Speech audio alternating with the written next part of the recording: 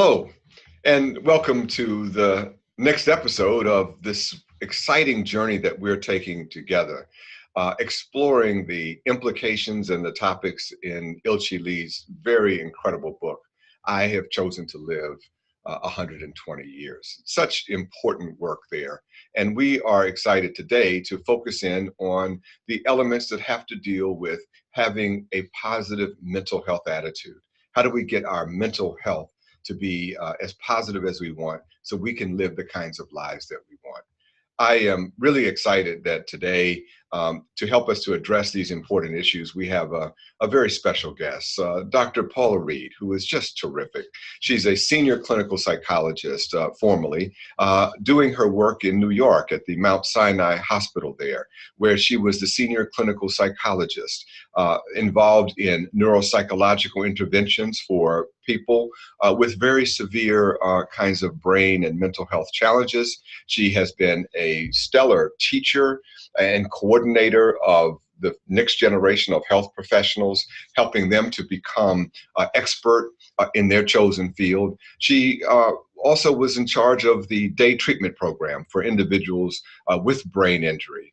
And now recently, she's moved to Atlanta to start her private practice, and she's really focused in there on brain health, cognitive remediation, and other sorts of issues. Paula, welcome to the show.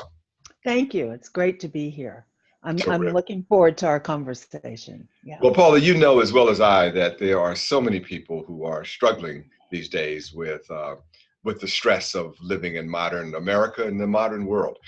Such tensions and divisiveness. Every second we're bombarded with breaking news, which gets our molecules all excited, as you know.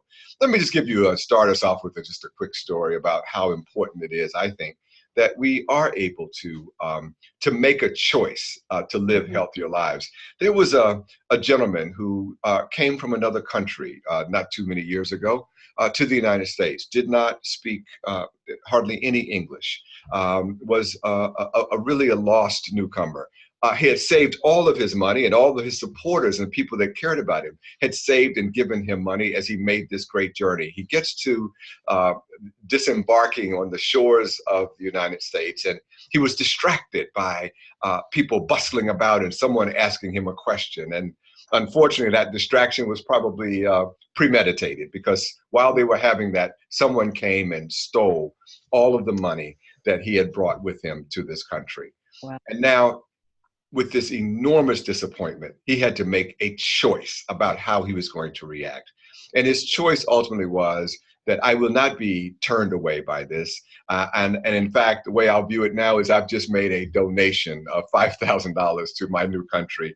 And I'm going to, though, proceed on the same mission that brought me here. And of course, that is a story about Ilchi Lee and his first comings to the United States. What an incredible example. I wonder how you react to someone making that kind of decision.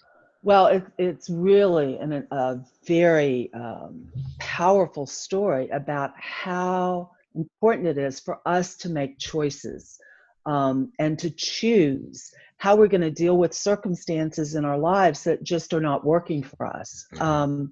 And I think the thing that's amazing is that if we change our thinking, we can actually affect the environment around us and our circumstances. And that's what he did. And it's a very, to come up against your money being taken, that you're in a different country, you don't speak, the language, how uncomfortable and frightening, and all the things that must have initially gone through his mind.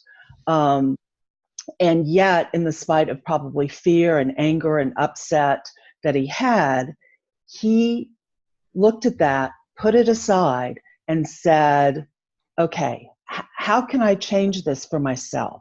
And what he did is he turned it around, he reframed it and said, no, I'm donating my money. This person must have really needed it, and I am going to be here and create a great future for myself. And that's what he proceeded to do here in America.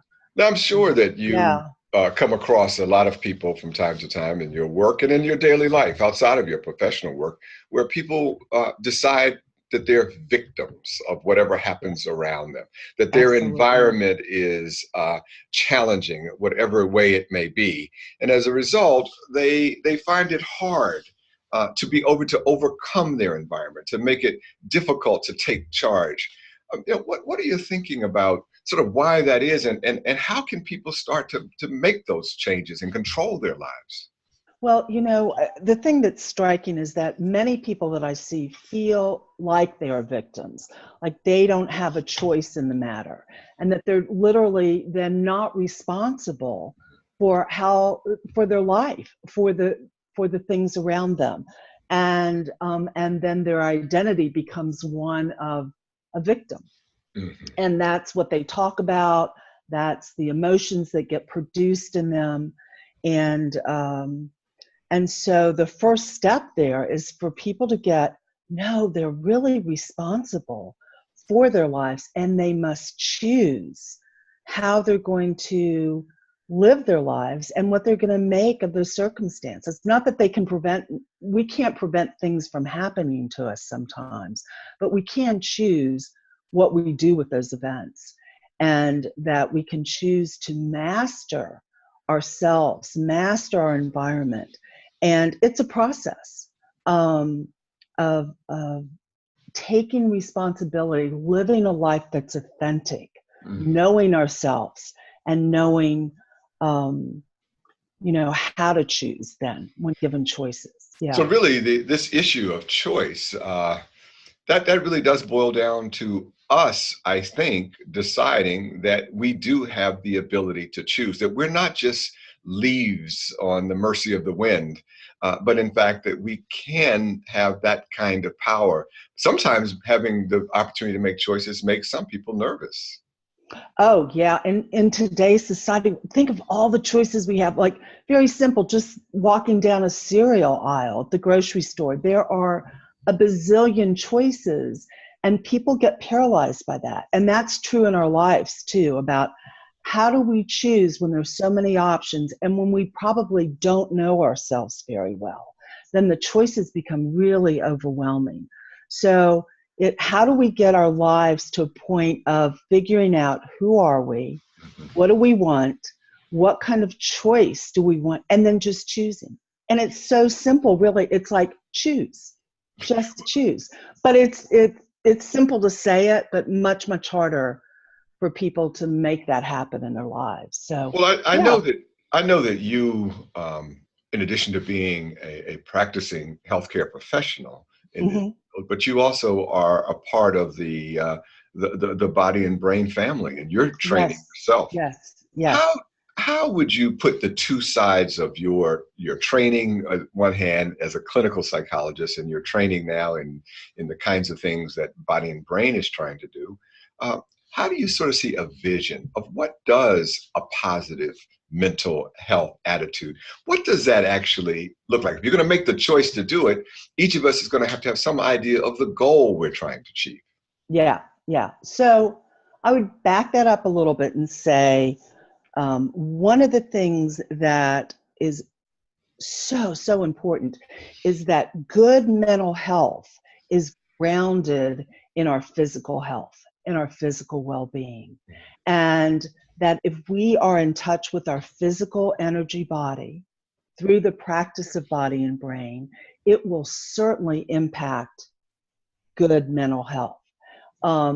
So there's that. There's the practice, my practice is in body and brain yoga allows me to do that, is to get in touch with my physical body and grounds me, and then actually supports good mental health. So that's one thing. That's really important. And then the other thing that's so important is to have a goal, is to be clear about moving ahead, moving forward. We get stuck, and we can get stuck because we don't have a goal. And then we get stuck in our thoughts, we get stuck in our physical body, we don't find improvement in our health or our mental health.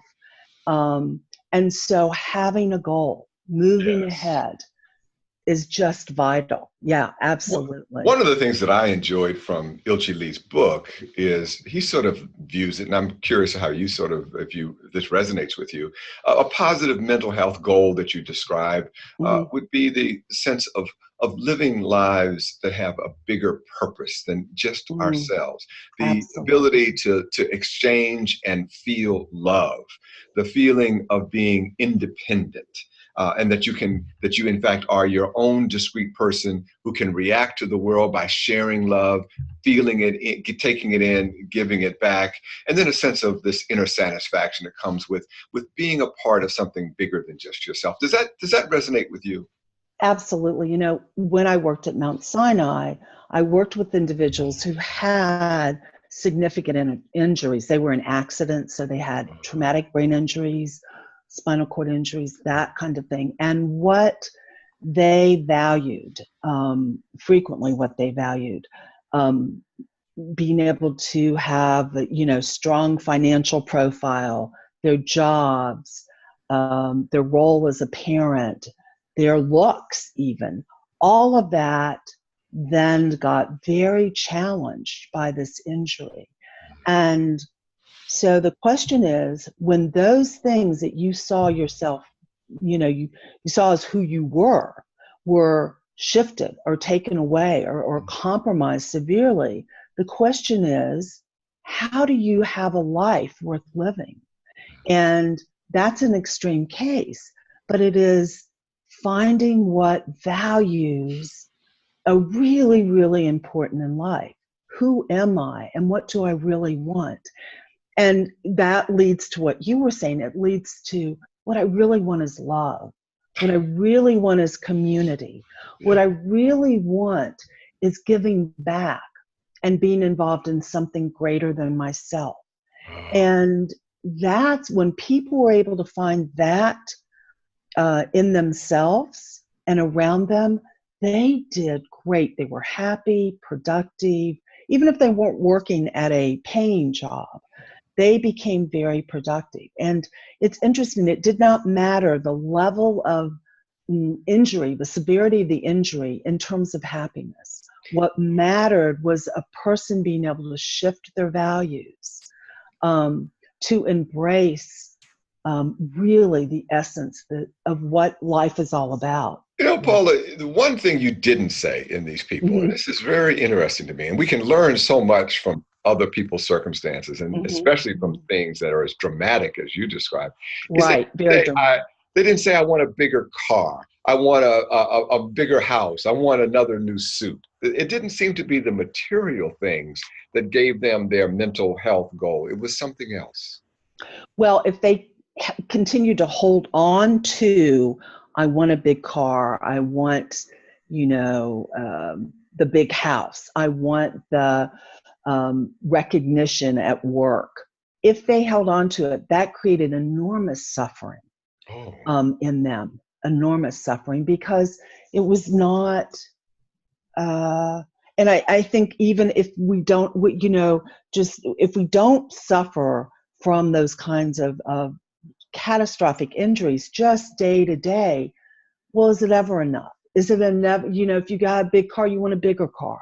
You got a big house, you want a bigger house. It's just, it's elusive. And, but if we fall back to the other value system or the true value system, I would say, of love, fellowship, communion, community, service, then there's so much satisfaction in that way of choosing that way of living. That's very, very, very instructive. Yeah. And I think we also take from this particular example is the sense that their sense of who they are and what they need is internally driven, not externally. They're not looking to everybody else to validate who they are. Does that make sense? Yeah, absolutely. It really is about looking inside and coming to grips with, well, who am I? If I don't have all these things, and oftentimes the way we describe ourselves of who am I, a person will say, well, I'm a daughter, I'm a mother, I'm a son, I'm a, husband, I'm a worker, I'm a, and they talk about their roles. And then if you dig a little deeper, they may say, well, traits of who they are. I'm loyal, I'm fun loving, and describe themselves that way. And then you dig a little deeper and they may even say, oh, I tend to be angry a lot. I tend to be, all of those things aren't really who our true self is. Those are things that are part of who we are, but it's not, it's what we have, but it's not who we truly are. Those are the experiences that we've had. But so it's like, well, when roles have been shifted, when our ability to actually even feel emotions have been shifted a little bit with an injury, then the question is, who am I? If I'm not those things, who am I? Who am I? Who am I really? Wow. And that comes from inside. That's exactly. Not from justification from outside sources, right? Well, you touched on a really important topic here, and that's the sense of our emotions, and a sense of how do we learn to control those things. A lot of times we get these negative emotions. On my way to this session today, I was driving my car, and as always happens, some rude person cut me off. Right. Now, immediately, the tendency to be upset, to be angry. And then I had to remember one of the trainings that, again, we learned from Ilchi Lee's work, which is, that my emotions are not me. They're mine. That right. Who's in charge here? Right. How do you sort of think, if we're going to get control over this positive mental health and make the right choices, the next step is we have to control our emotions. Have you learned any keys to doing that in your work? Well, the thing about emotions, we all have them.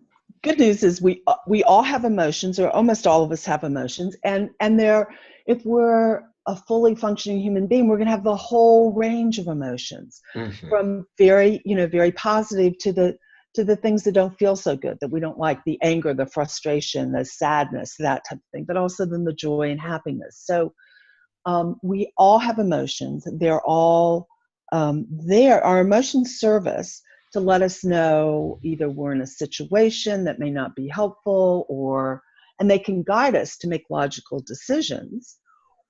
Like maybe if you didn't have an appointment, well, maybe I'll go a different time of day, or, I'll take a different route, and then maybe you're stuck in traffic and that's not an option. Then you get to really choose, say, okay, there's a problem here and I can't really solve it. I'm here. So what can I do to shift this, right? To have a different experience right now other than irritation, frustration, anger. So we can use emotions to help us solve problems, to identify problems. There's a problem that I've got. What can I do? But emotions aren't who we are. Emotions are fleeting. They don't last. They come and go. And so it's very important to realize we're not our emotions. We have emotions, and they're ours, but it's not who we are. So it's almost as if you're, and I really love your answer, because it's almost as if we reminding ourselves through you that we have the opportunity to stand back and look at them almost objectively.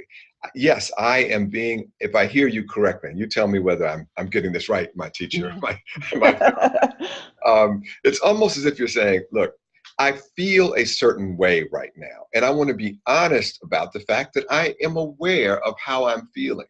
Now, this feeling does not own me. I can control this feeling. Why am I feeling this way? Let me look at the things that are causing it. What are the things that are giving me upset? Now that I understand it objectively, I can then take the steps necessary to deal with whatever the problem is, or to find an alternative solution. In my case, with the automobile today and the car driver, I decided that whatever that person was doing with their life, that was their problem. I felt compassion for the bad day they were having, but I also made a decision to think about a beautiful sunrise and a beautiful thought and say to myself, just because he's having a bad day, I'm going to the beach in my mind and have Right. a beautiful Right. experience. I can Right. control it. Right. You're not a victim to it, right? You took mastery of what that was about for you, which is great. Right. Yeah. So now, even when we try to control them, there will still be, things that bad will happen. And I think that's the other thing, is just giving ourselves a sense of permission. I think one of the things that in the book 120 Years that Ilchi talks a lot about is the importance of having hope. That even when things are going tough, you can still, if you have hope. How did you find with the people that you were dealing with who were suffering, not only from serious emotional issues, but also brain issues? What was the role of hope for them? Oh, enormous, enormous. When people realize that despite their circumstances, they can create and choose a great life. One of the guiding principles there was hope, being hopeful. I can make, and as soon as somebody experiences a little bit of change, then hope, it supports hope so much. And I was very hopeful, that despite circumstances people found themselves in, that they could have an incredible life. And hope really is so important. We talk about, you hear about hope a lot, and it can be nurtured, and it can be fragile sometimes, but it also can be nurtured by a loving, accepting, genuine, authentic environment around you too. So. Let's key in on those words. Loving and accepting environment. I think that's just really terrific. So again, if we are finding that it's difficult to control our emotions in these troubled times, maybe we need to shift the way we spend our time. If we're watching and addicted to cable news, and we're bombarded 24/7 with this negative information, it can sort of take hope away. If we can decide to spend time in the outdoors and give ourselves the space to dream, the space to, and this is, I think, such an important word, we sometimes ignore it, to have imagination, to let our imaginations run wild, and to have dreams, then we can begin to have that sense of hope. But it can't happen if we're always sitting in a cesspool of negativism. Absolutely. The environment around us is so important, and nature is so important. Living in New York City, I found the very strong need and urge to walk through Central Park, to get out in the trees and the green, because it restores our sense of who we are, and awe and wonderment, in nature, and we can find it there. And I think the other thing that it's not only creating a positive environment, a supportive environment around us, but it's also being in action. Right? Not, when you're sitting in front of a television set, you're not in action. You're not moving your life forward. And that, day after day after day, it's deadening. It deadens our souls. And so it's like, well, how do I wake my soul up? And part of that is, let's get out in nature. Let's move. Let's create a goal. Let's practice and ground our physical body in health. And that will shift our mental health. So there's all these things we're talking about that can really create great mental health. And there are things that you've mentioned that can really destroy our health. Let's actually take that theme a little bit. And one of the things I really love about your sense of taking action, and whether it's getting out to the beach, being in a pleasant place, but there's also action, I think, for mental health, which is trying to help others. I want to show you something that really concerns me. There's a slide I just want to put up on the screen Okay. that talks about a real problem in America today with so many people. There's a slide here that really, Paula, that I find really important, and it's very powerful. We're seeing new research identifying what's called a sea of despair among white working class Americans. And this just highlights that the sea of despair that was so often categorized by people of color and others is now becoming part of the American fabric. And as a result, this is what we're seeing in the opioid abuse. We're seeing increasing death rates from drug and alcohol poisoning, suicide, and people with less education are really showing the most. Thank you for showing that slide. And what I'm trying to get to here, Paula, with this is, first of all, there are real serious consequences of not attending to our health. And so one message I want to give right now to every single person that's listening to us now, that if you're one of those people living in a sea of despair and you're trying so hard through everything we're going to talk about, but you still can't get over the hump to get where you need to be, and it's really serious, and you're abusing drugs, we really urge you to get help and the professional help that you really need from at the level of your problem. But the point that you raised, and the reason I wanted to show that, was a sense, Paula, that how do you think as we see others in our community who are in that sea of despair, that I think it has a very positive mental health consequence when we go out and try to help others who are struggling more than we are. Absolutely. Absolutely. And the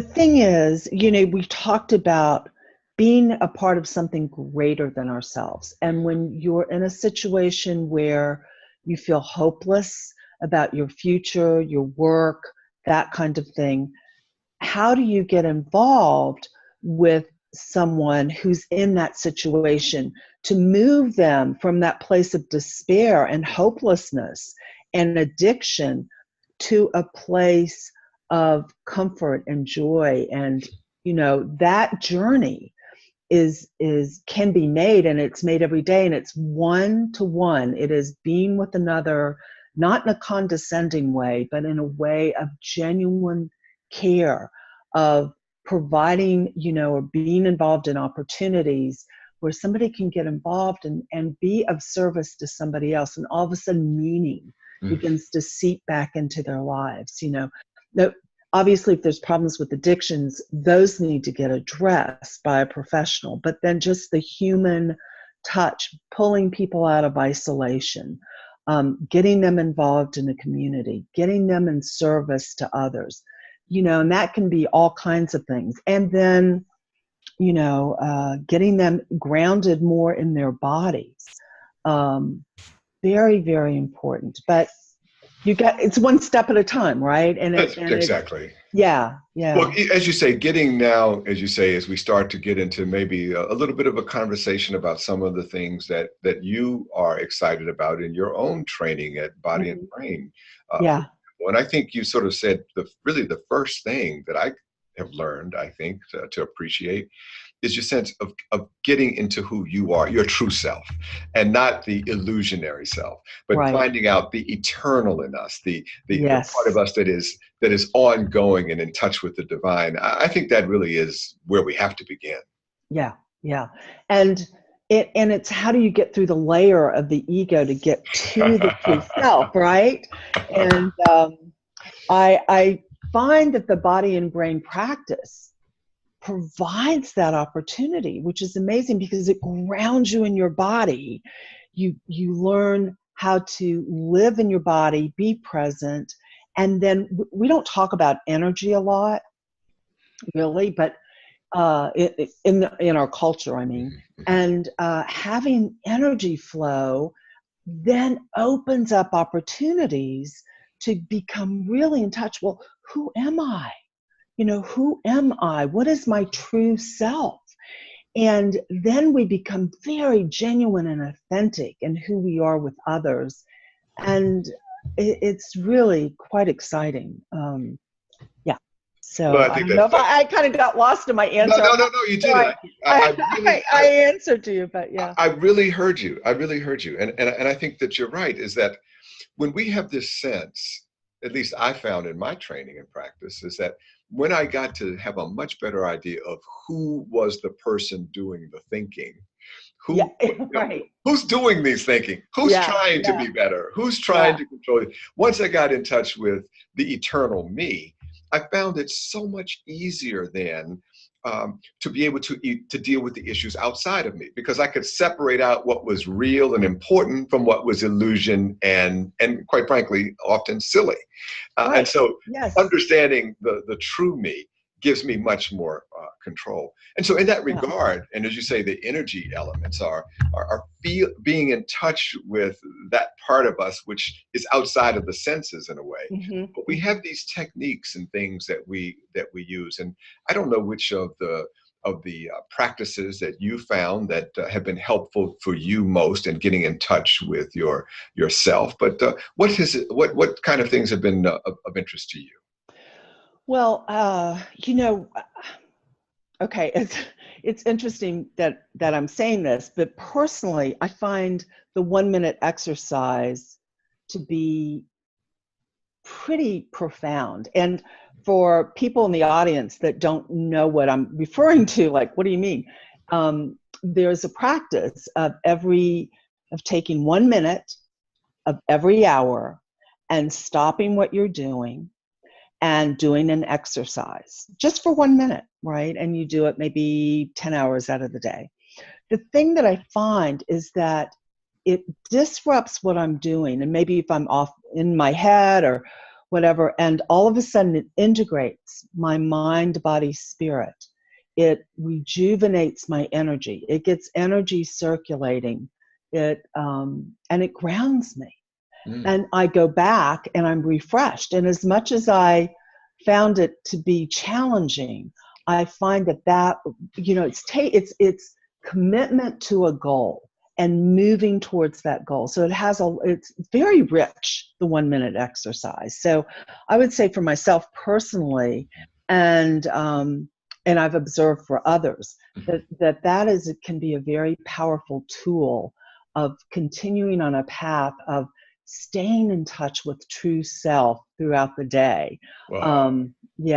That's great. So again, for those that are listening, what many people are really finding, and this is one of the key points in Il Chili's book, is taking a minute out of every hour and doing some kind of exercise. And you can do it anywhere. You can stand up from sitting in your chair, sit back down, stand up, sit back down, stand up, sit back down. Right. I mean, you can just decide to do sit-ups for a minute. You can do jumping jacks for a minute. You can do anything that you want. You can do squats. Just get up and do whatever. it. Yeah. One of the techniques that I find, Paula, to be particularly useful for my mental health has been the what we call belly button tapping. And for those that may not be familiar with that, this is simply where you stand and I know you can't see my belly button in the shot, but basically imagine that you're just tapping gently with your fists right below, about 2 inches below your belly button, and focusing on concentrating on the feeling of your hand touching your abdomen. And eventually, over time, you start to move your mind away from the craziness of the day, and you start to focus it internally. It's a very simple trick to get you to sort of work through the noise and confusion and get you back in touch with yourself. Yes, absolutely. And with that, with tapping on your abdomen, it stimulates a lot of hormones in our system, and it also stimulates the vagus nerve that runs all the way up and down, which is a nerve that can de-stress us and communicates with the brain. So the brain communicates with our gut, and our gut, it's a two-way street. And so if we work through the body, it will influence how our brain, it opens up possibilities in our brain. It calms us down. And it really is quite incredible. And there's more and more research that is pointing to the importance of this kind of exercise for good mental health. Yeah. And the other thing that I would mention that that excites me in my practice is stretching. And the reason that I used to be like most guys, you want to lift weights and get strong and walk around the beach, and kickstand in somebody's face. But, so stretching was kind of like, why do I have to do that? Well, now that I'm doing it, and I'm doing it every day, I've learned that the only way to stretch and to get to where you're trying to go is you have to learn to let your body relax. You have to let go.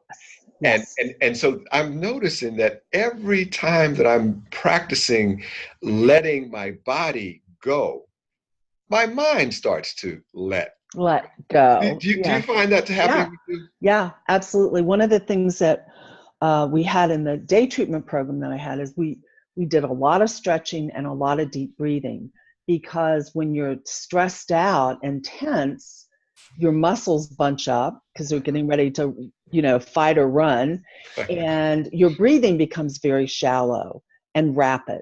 And so if you start to breathe deeply and stretch, you're saying to your body, I'm calming down, I'm opening up, I'm centering, and it's great. It's a very important physical movement to support calmness and good mental health. Yeah. So, Paula, let's sort of review what we've discussed today and talked about. Okay. And I'm sort of just, I just find this topic so important and relevant for so many people, no matter who you are watching this podcast, that there is, I think we've been trying to emphasize, there is such an important step that we urge everyone to take, and that is every day, every moment that you have the opportunity, choose to have a positive mental health attitude. And remember that it is your choice, and that to an overwhelming extent, you can control the choices that you make.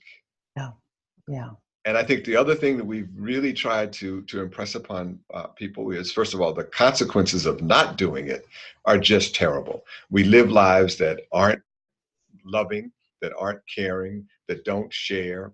We will be seeing people living lives where they will do things that are harmful to themselves and others. And so the consequences of not making the choice are preventable misery and suffering and agony. And then I think we've also been trying to say to people today that once you've made the decision, there are tools and techniques that you can use, but they all begin with your having your own sense of your dream of what your life is. And as you've indicated, Paula, so well, having hope in the future. Any last words of these themes that you want to sound before we close out? Yeah, I think the thing that I feel is so important is that good mental health starts by getting grounded in your body, taking care of your body, moving your body, stretching your body, right? And the other thing I'd want to say is that the thing that's so important and that can get us unstuck is to create a goal for yourself, and every day take action and move in that towards that goal, to reach that goal. And so I would just add that to what you've said. Well, I thank you for that. And again, we would, as we last words also would be to anyone that is really, really struggling listening to the show and feel like they can't do this by themselves. We urge and beg you, reach out to someone else, reach out to professionals who can help you, reach out to people in the community that you know, but please do not stay closed up in your own room with the door closed and the lights out. There are too many people that love you and care about you and really want to help you. And for those of you that are feeling really energetic today and motivated, all around you are people that need your help. And I guarantee you, the best thing you can do for yourself is to reach out and help someone else. Paula, you have been marvelous, and I want to thank you for joining us. Thank you for inviting me. Yeah. Thank you. And if we could put up, I want to put up a little note for people who would like to reach us. This is your podcast. This is your show. And so you can reach us by, sending us a message at Live 120 Years. You see the website, www.braineducationtv.com. You can contact us through braineducationtv at gmail.com. You can subscribe to the channel at www.youtube.com, Brain Education TV. We really are looking for this to be your show. So if we don't cover something that you want us to talk about, you tell us and we'll get at it. And if we miss a point in this show that you wish we could amplify more, you send us a note, and believe me, I will be paying attention, because the only reason we do this is because we really do care about you. Thanks for joining us. See you next time. Bye-bye.